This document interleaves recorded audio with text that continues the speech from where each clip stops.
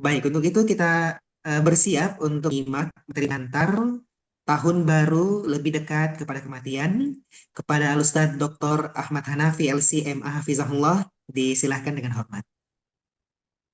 Ya,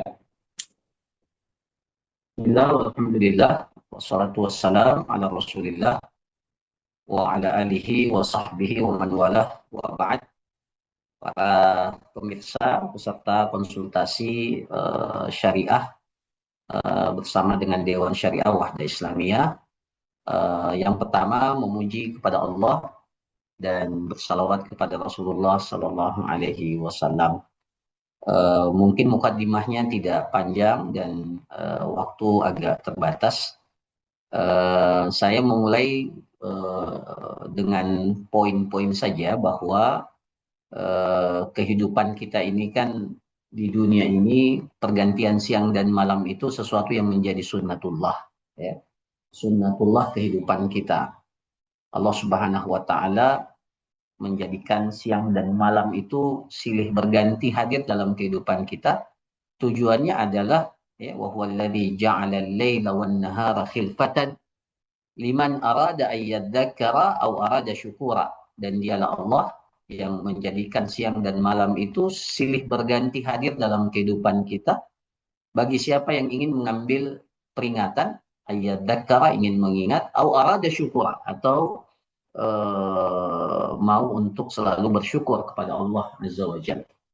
Nah, hadirin hadirat sekalian yang dirahmati oleh Allah, jadi sebenarnya bagi kita pergantian siang dan malam, pergantian bulan, bahkan pergantian tahun itu persoalan yang menjadi sesuatu yang biasa, jadi tidak ada istimewanya.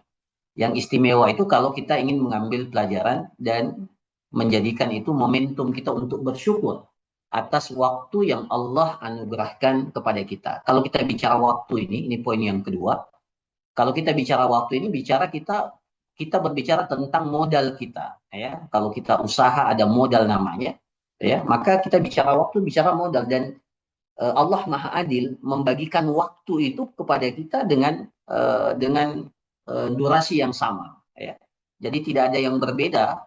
Satu hari satu malamnya itu 24 jam. Tidak ada yang berbeda, satu bulannya itu kalau pakai penanggalan hijriyah 29 atau 30, kalau penanggalan miladia bisa 30, bahkan bisa 31. Tidak ada yang berbeda itu. Semua kita punya modal yang sama. Yang berbeda adalah umur kita mungkin masing-masing. Allah ada yang diberikan umur panjang, dan ada yang mungkin sampai, ya, di atas 70 tahun. Tapi rata-rata umat Nabi Muhammad itu 60 sampai dengan 70 tahun. Itu rata-rata. Nah, yang ketiga, apa yang kita ingin stressing di sini? Ada tiga hal. Yang pertama, semua kita ini harus meyakini bahwa umur kita ini singkat. Umur kita ini singkat. Ya. Jadi yang pertama, umur kita ini singkat. Kemudian yang kedua, kita ini tidak selamanya sehat, tidak selamanya kuat, dan tidak selamanya memiliki kesempatan. Ya. Jadi saya ulangi, yang pertama, umur kita singkat, ya. Umur kita terbatas. Kemudian dengan keterbatasan umur kita, usia kita, ya, itu kondisinya tidak sama. Ya. Laqad khalaqnal insana fi ahsani taqwim summa radadnahu asfala safilin. Ya. Jadi kita diciptakan oleh Allah dalam bentuk yang terbaik, tapi akan dikembalikan pada bentuk yang paling buruk. Illal ladzina amanu, kecuali orang-orang yang beriman, wa amilus shalihat, dan beramal saleh. Siapa orang-orang beriman dan amal soleh itu adalah orang yang memanfaatkan waktu itu, dan diisyaratkan dalam surah Wal Asr ini.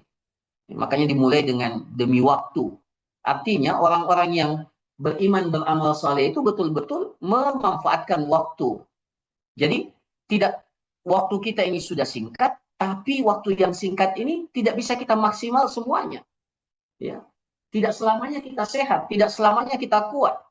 Ada masa di mana kesehatan kita ini akan menurun. Ada masa kekuatan kita ini akan drastis drop dan seterusnya. Dan tidak semua waktu kita bisa siap untuk melakukan hal-hal yang maksimal. Nah, itu yang kedua. Yang ketiga, yang terakhir yang ingin saya sampaikan, karena waktu kita singkat, kesempatan kita untuk memaksimalkan kebaikan ini juga terbatas, dan kita punya masa momentum dalam kehidupan kita tidak semuanya sama, maka seharusnya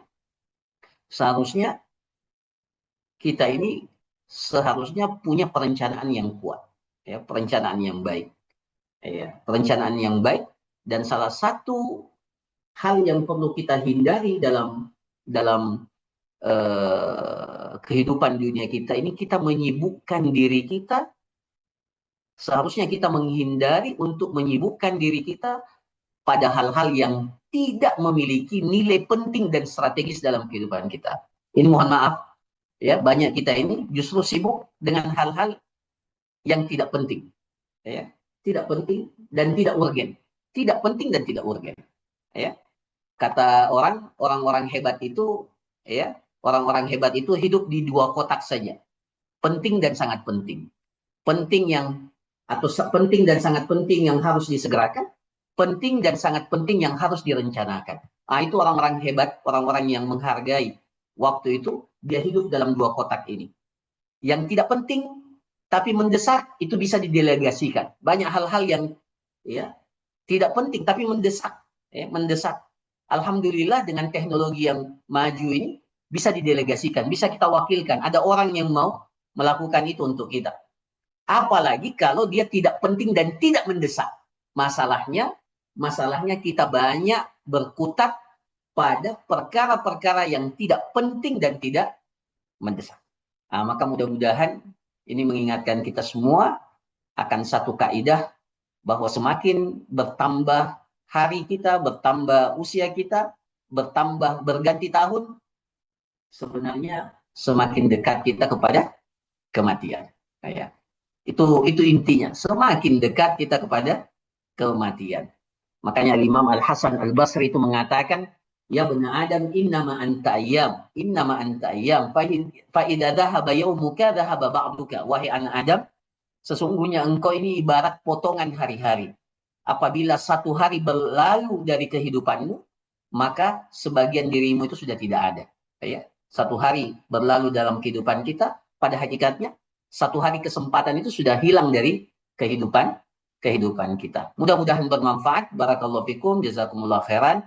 Ini sebagai pengantar dan mudah-mudahan, ya, bisa difahami dengan baik dan mengambil manfaat yang bisa dipetik dari penyampaian ini. Barakallahu fikum, jazakumullah khairan. Saya kembalikan kepada moderator kita.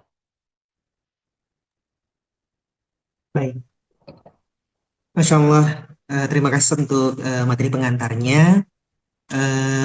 Baik, langsung saja untuk kita membuka sesi tanya jawab atau sesi konsultasi untuk tema umum atau kontemporer yang bisa Anda layangkan pertanyaan-pertanyaan yang ingin disampaikan. Boleh lewat chat Zoom yang bagi peserta Zoom.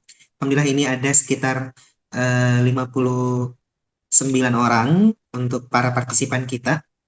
Ya, silakan yang ingin bertanya diketik di kolom chat, atau mungkin ingin ngobrol langsung dengan Ustadz, konsultasi langsung dengan Ustadz, silakan raise hand untuk peserta Zoom dan kami akan berikan kesempatan untuk open mic dan bertanya langsung kepada Ustadz.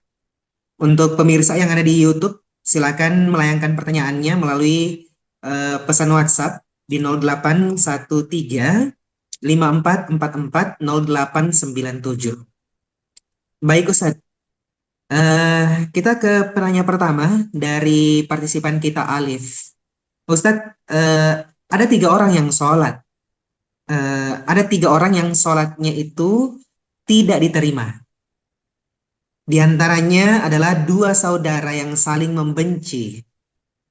Ini apakah yang dimaksud itu saudara kandung atau saudara semuslim? Bagaimana misalnya kalau kita dibenci itu karena sifat yang tidak kita sukai? Apakah juga termasuk dalam kategori orang yang sholatnya itu tidak diterima Ustadz karena membenci perkara eh, karena hal yang tidak disukai itu dari sifatnya.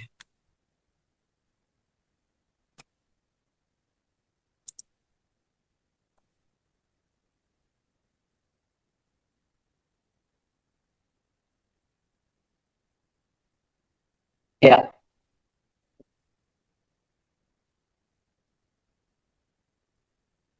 ya. Jadi wallahu alam ya. Eh, saya tidak apa namanya ya tidak tahu hadisnya secara khusus ya. Tapi yang dimaksud dua saudara yang saling membenci ya tentunya pada hal-hal yang baik ya, pada hal-hal yang baik yang memang secara syariat itu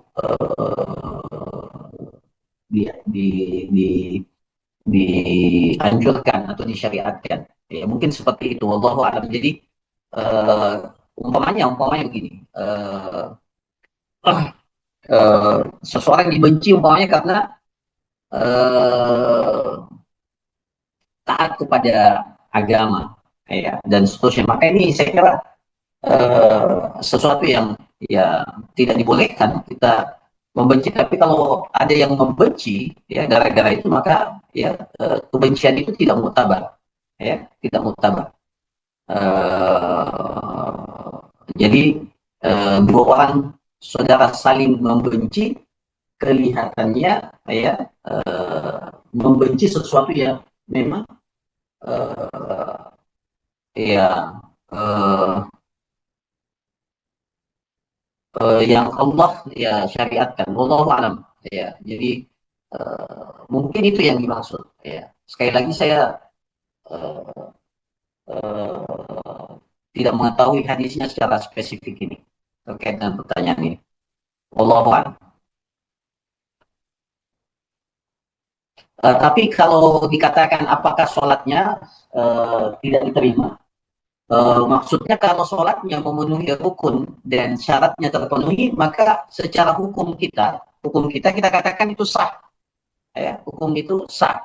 Tapi kalau apakah diterima dan tidak, nah itu kalau kita sudah melihatnya bahwa apa yang dia lakukan, ya apa yang dia lakukan termasuk dengan ibadah sholat, rukun dan syaratnya terpenuhi, ya kewajibannya terpenuhi, maka kita mengatakan sah. Jadi secara hukum manusia kita menghakimi dan mengatakan sholatnya sah, artinya tidak perlu dia qadha. Ya. Apakah diterima sholatnya atau tidak itu persoalan lain. Kita tidak tahu. Wallahu a'lam. Ya. Baik, mungkin pertanyaan dari Alif bisa lebih diperjelas. Insya Allah mungkin masih ada waktu sebentar atau pertanyaannya akan dipertanyakan nanti pada slide berikutnya. Untuk pertanyaan dari Alif, kita lanjut Ustaz ke pertanyaan dari hamba Allah. Ini minta diberikan nasihat Ustadz. Iya, minta diberikan nasihat dan eh, kabar bahagia agar eh, agar beliau tidak ada perasaan takut dengan perjumpaan dengan Allah.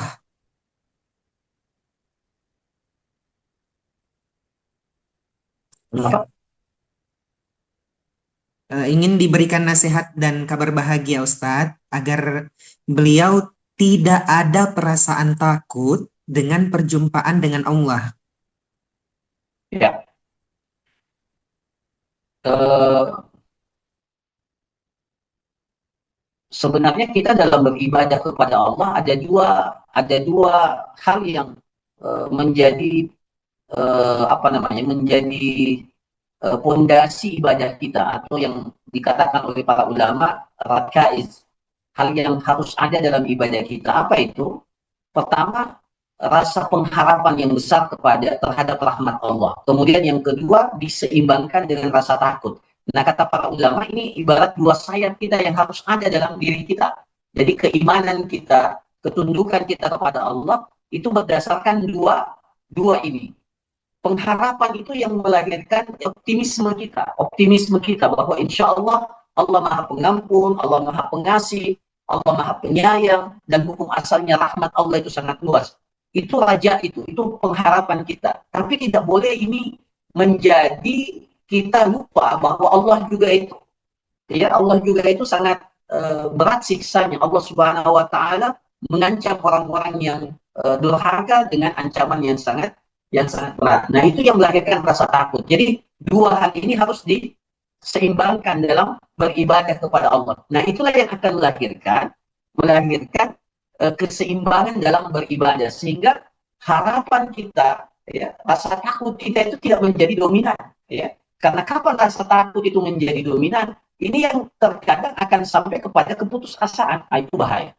Nah, itu bahaya. Maka dalam beribadah kepada Allah harus diseimbangkan. Nah, dalam kondisi pengharapan kita sangat tinggi, imbangi dengan rasa takut. Dalam kondisi rasa takut kita sangat tinggi, imbangi dengan pengharapan dan apa namanya, husnuzon kita kepada Allah, bahwa Allah itu maha mengampuni, memaafkan, menyayangi, dan hukum asalnya selama orang bertauhid itu insya Allah akan mendapatkan surga Allah Subhanahu wa taala. Wallahu a'lam.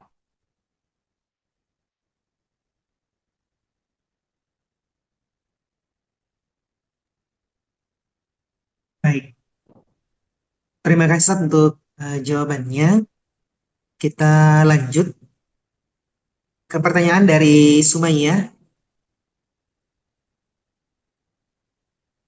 Pertanyaan dari Sumayyah Ustaz, misalnya ada tetangga yang merayakan tahun baru Ustaz dan memberikan kita makanan.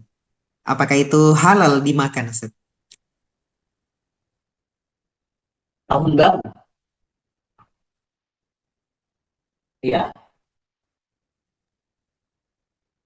Coba diulangi pertanyaannya tadi. Gimana? Eh, ada tetangga yang merayakan tahun baru Ustaz Ya. dan dia membawakan kita makanan, memberikan kita makanan. Apakah itu halal dimakan Ustaz? Jadi sebenarnya bukan karena ininya, ya. Jadi secara zatnya makanan itu halal, tidak ada masalah, ya. Tidak ada masalah. Cuma wallahu alam secara pribadi jadi secara zatnya makanan itu tidak ada yang mengharapkan. Jadi bukan karena, jadi makanannya itu tidak ada hal yang menjadikan dia haram selama memang makanan zatnya itu halal, ya, bukan makanan yang haram secara zatnya. Jadi secara umum tidak ada yang haram, jadi boleh dimakan. Nah, cuma terkadang kita ini yang menjadi panutan, ya, panutan harusnya memberikan contoh bahwa kita, ya, tidak ikut mengkonsumsi makanan yang seperti itu, agar tidak difahami kita mendukung untuk merayakan tahun baru itu. Tapi secara zatnya kalau ada yang memberikan hadiah, ada yang memberikan silakan, tidak ada hal yang mengharamkan makanan itu. Ya, jadi secara prinsip selama zatnya halal, ya, maka ya boleh dikonsumsi. Cuma bagi yang dijadikan panutan dan seterusnya, jangan sampai dikatakan, ya, apa namanya, eh, dia mengharamkan untuk perayaan, tapi kalau dikasih makanan dia makan juga, itu kan tidak enak, ya. Maka sebagai pelajaran, jadi bukan dalam rangka untuk mengharamkan makanannya, tetapi sebagai pelajaran bahwa agar tidak dianggap bahwa oh tidak konsisten, ya, jadi seperti itu. Tapi secara hukum, ya, makanan itu halal, tidak ada tidak ada yang menjadikannya dia haram. Wallahu a'lam.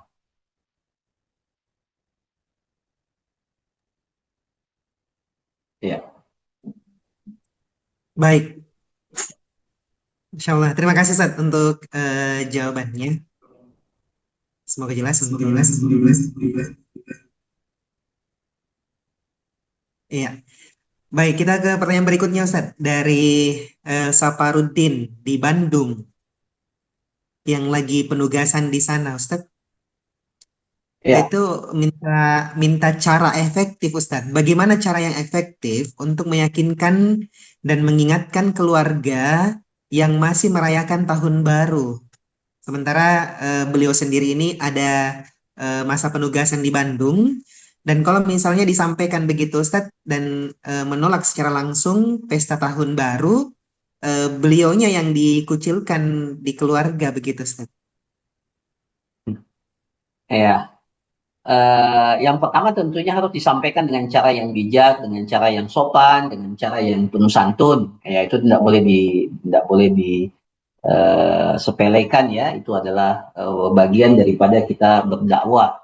Tetapi memang kewajiban berdakwah itu ya harus disampaikan, ya harus disampaikan. Nah, respon orang terhadap apa yang kita sampaikan bisa bermacam-macam. Selembut apapun kita menyampaikannya, kalau memang pada dasarnya orang yang kita sampaikan kepadanya menolak itu, ya maka kita akan mendapatkan respon yang kurang positif, dan itulah bagian daripada resiko dakwah ya.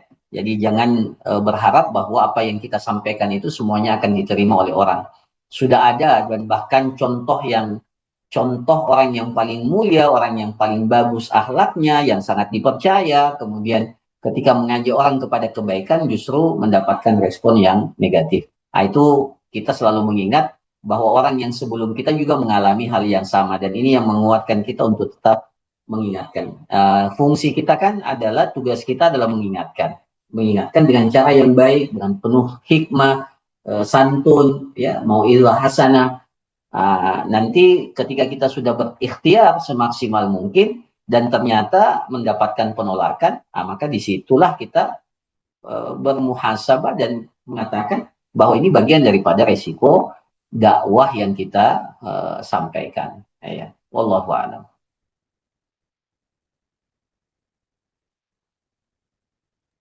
Baik, terima kasih Ustadz untuk jawabannya. Semoga dimudahkan untuk Saparudin yang ada di Bandung. Kita ke pertanyaan dari Fitriani Ustadz. Eh, Bagaimana hukumnya Ustadz mendatangi orang pintar? Orang pintar ini katanya buta sejak lahir, tetapi dia memiliki keistimewaan. Jadi ketika orang datang kepadanya, bisa punya anak atau punya keturunan, Ustaz. Kalau datang bawa ayam kampung 7 butir dan datang sebelum hari Jumat. Jadi katanya memang sudah sudah banyak yang datang ke sana dan semuanya berhasil punya anak. Ini orang pintar yang sudah buta sejak lahir dan punya keistimewaan. Nah, kalau modelnya begitu, Ustadz, apakah bisa dikategorikan sebagai dukun? Ya. Kalau lihat secara sepintas sih tidak ada keraguan bahwa itu dukun ya, atau ada hal-hal yang eh, mistik di dalamnya. Begini, untuk mengatakan itu adalah sesuatu yang berhasil teori atau obat atau apa ya namanya, terapi, ya kalau kita bicara tentang terapi, maka dalam Islam itu dua saja caranya. Dua saja caranya. Pertama, ditetapkan oleh syariat bahwa dia memberikan obat, dia menjadi obat seperti umpamanya madu, habatus sauda, itu kan memang sudah ada dalam ya, minyak zaitun ya, yang beberapa hadis ya isyarat yang menjelaskan bahwa memang itu dijadikan sebagai syifa, ya syifa, tentunya ruqyah dan seterusnya. Jadi sesuatu yang telah ditetapkan dengan nas syar'i bahwa dia obat untuk memberikan kesembuhan atau memberikan apa namanya, keturunan umpamanya, atau sesuatu yang ya menyuburkan dan seterusnya. Nah, itu satu ya. Jadi sesuatu yang ditetapkan oleh syariat ya. Kemudian yang kedua, melalui eksperimen ya. Jadi Islam ini kan agama yang menghargai ilmu ya. Jadi menurut eksperimen, dan ternyata eksperimennya ketika diterapkan pada banyak orang, eksperimennya berhasil. Nah, saya tidak yakin dengan apa yang disampaikan tadi, ya. Dikatakan berhasil itu berapa banyak, ya. Jadi sampelnya berapa banyak? Kalau dalam dunia penelitian itu kan, ya ada hal yang harus dipenuhi. Jadi dengan dua cara itu baru kita mengatakan ini bisa dijadikan sebagai sandaran untuk melakukan ikhtiar. Ya, apalagi kalau dikaitkan dengan memiliki anak. Seseorang itu memang sudah ditakdirkan oleh Allah, ada yang memiliki anak, ya, dan ada yang ya, memang Allah takdirkan tidak memiliki anak. Nah, cuma ikhtiarnya yang mungkin berbeda-beda. Ya, ikhtiarnya berbeda-beda. Tapi ketika kita berikhtiar, kewajiban kita mengikhtiarkan pertama dengan sesuatu yang disyariatkan oleh Allah. Ya, berdoa, banyak sedekah, beristighfar. Istighfar itu kan salah satu fungsi istighfar, manfaat istighfar itu ya selain membuka, mengampun apa, menjadikan dosa-dosa kita diampuni, salah satu diantaranya memberikan kepada kita keturunan. Ya. Jadi sesuatu yang disyariatkan untuk kita lakukan. Kemudian yang kedua, mencoba hal-hal yang sudah teruji secara medis, ya, secara medis bahwa memang ini menjadi salah satu ikhtiar, solusi ikhtiar yang memberikan keturunan itu kan Allah Subhanahu wa taala. Ya, tapi kita ikhtiarkan. Katakanlah seperti umpamanya bayi tabung atau inseminasi umpamanya dan seterusnya yang sudah teruji, ya, teruji memiliki tingkat keberhasilan yang dapat dipertanggungjawabkan. Nah, adapun seperti yang disampaikan tadi, kok saya sendiri ketika dengar juga langsung meragukan karena ini secara eksperimen pun ya harus dibuktikan secara eksperimen. Kalau dikatakan banyak, ya banyaknya berapa dari berapa? Nah, ya, jangan-jangan ini bagian daripada istidraj. Nah, ini hati-hati. Jadi terkadang itu setan memberikan sesuatu istidraj, ya, memang betul dapat anak, tapi bagian daripada istidraj yang dengannya seseorang itu dijadikan terlena dengan hal itu yang akan menjadi akibat yang sangat besar, ya, balasannya nanti, ya, karena istidraj itu orang merasa bahwa oh ini sesuatu yang luar biasa yang Allah berikan kepada seseorang, ya, sehingga orang itu lupa dan semakin larut dalam apa pelanggarannya kepada Allah Subhanahu wa taala. Itu istidraj. Jadi orang kafir umpamanya diberikan kekayaan, orang yang tidak sholat ternyata bisnisnya berhasil, ya, sehingga orang yang itu tidak sholat ternyata bisnisnya jadi tidak perlu sholat. Itu kan bagian daripada istidraj, itu bahaya, ya, itu bahaya. Nah, jadi untuk menghukumi sesuatu itu bisa menjadi terapi, pertama apa yang ditetapkan oleh syariat, kemudian yang kedua melalui eksperimen yang dapat dipertanggungjawabkan. Wallahu a'lam. Ya. Saya kira mungkin cukup ya, moderator. Baik Ustaz. Ya. Satu pertanyaan terakhir Ustaz yang Oh, boleh. Yang terakhir. Ya, syukur. ini sudah ini. Afwan Ustaz, qadarullah kami diuji 2 kali kehilangan akal sehat alias gila dalam kehidupannya. Bagaimana menghadapi orang yang kadang mengungkit atau mengejek agar karena sakit tersebut supaya itu tidak merusak mental saya kembali Ustaz. Kadang kalau terlalu sering diejek itu menjadi beban mental. Ya. Begini ya. Ini memang kembali kepada bagaimana kita menyikapi sesuatu yang sebenarnya tidak ada pada diri kita. Saya teringat dengan hadis, ya, Nabi kita itu namanya Muhammad, ya, namanya Muhammad. Tapi orang-orang jahiliyah itu di masa Nabi, ketika setelah diangkat menjadi Nabi dan Rasul, itu memanggil beliau itu Muzammam. Muhammad itu artinya kan yang terpuji. Muzammam itu artinya yang tercela. Ya, maka ketika Rasulullah mendengar itu, Rasulullah katakan mereka menyebut muzammam, ya, muzammam itu mereka orang-orang jahiliyah memanggil Nabi kita, Nabi Muhammad SAW itu dengan muzammam, yang muzammam itu yang tercela, ya, yang tercela. Tapi Rasulullah mengatakan saya ini Muhammad, bukan muzammam, saya ini Muhammad, jadi ngapain tersinggung, ya, ngapain tersinggung? Yang mereka maksudkan muzammam, ya, bukan Muhammad. Jadi Masya Allah, ini satu pelajaran buat kita. Kalau kita, ya, apa yang dibicarakan oleh orang tidak ada pada diri kita atau sudah tidak ada, meskipun mungkin dulu ada, ya, kita yang harus banyak melatih diri kita. Karena membuat juga orang semakin orang senang dengan kita itu memang sesuatu yang sulit, ya, sesuatu yang sulit. Jadi kita yang merespon itu karena tidak ada pada diri kita, ya, ya kalau anak muda sekarang emang gue pikirin EGP, ya, ya kan bukan saya tidak memiliki persoalan itu. Mungkin dulu, tapi kan sekarang tidak. Dan kalaupun orang menyebut itu untuk sekarang, ya saya tidak memiliki itu.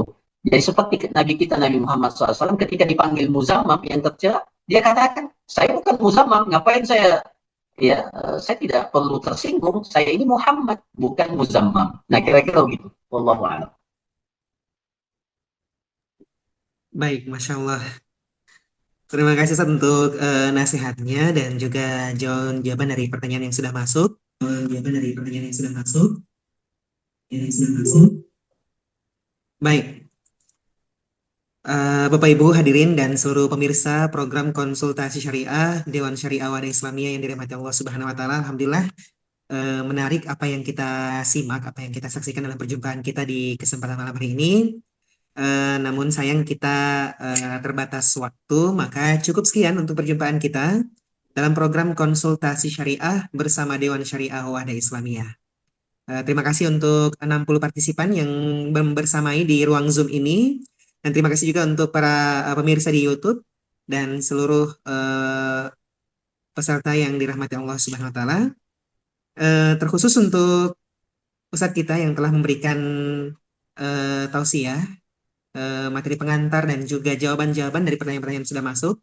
Kepada Ustadz kami ucapkan terima kasih banyak Ustadz untuk waktu dan kesempatannya. Insyaallah jazakallahu khairan wa barakallahu fikum. Dan semoga Ustadz dijaga oleh Allah Subhanahu wa taala dan keberkahan. Insyaallah semoga panjang umur lagi berkah supaya episode berikutnya kembali kita bisa berjumpa Ustadz. Amin, amin, amin. Dan saya mohon maaf karena ada kondisi, ada pertemuan, jadi Ya, waktunya agak singkat. Ya, barakallahu fiik. labas, insyaallah. Baik, demikian untuk perjumpaan kita di program konsultasi syariah bersama Dewan Syariah Wadah Islamiyah. Jangan lewatkan untuk mengambil manfaat dan kebaikan dari program kita ini untuk kita bisa berkonsultasi dan mendapatkan jawaban dari berbagai permasalahan hidup yang kita hadapi dengan jawaban-jawaban yang insya Allah bisa membantu kita sesuai syariat dalam Islam insya Allah. Dalam program konsultasi syariah bersama Dewan Syariah Wadah Islamiyah setiap hari Senin sampai Jumat jam 9 malam waktu Indonesia bagian tengah. Baik, demikian saya Zulkifli Abdul Rashid, mohon pamit dan sampai jumpa di episode selanjutnya. Kita tutup dengan doa kafaratul majelis. Subhanakallahumma hamdika asyhadu an la ilaha illa anta astaghfiruka wa atubu ilaik. Wassalamualaikum warahmatullahi wabarakatuh.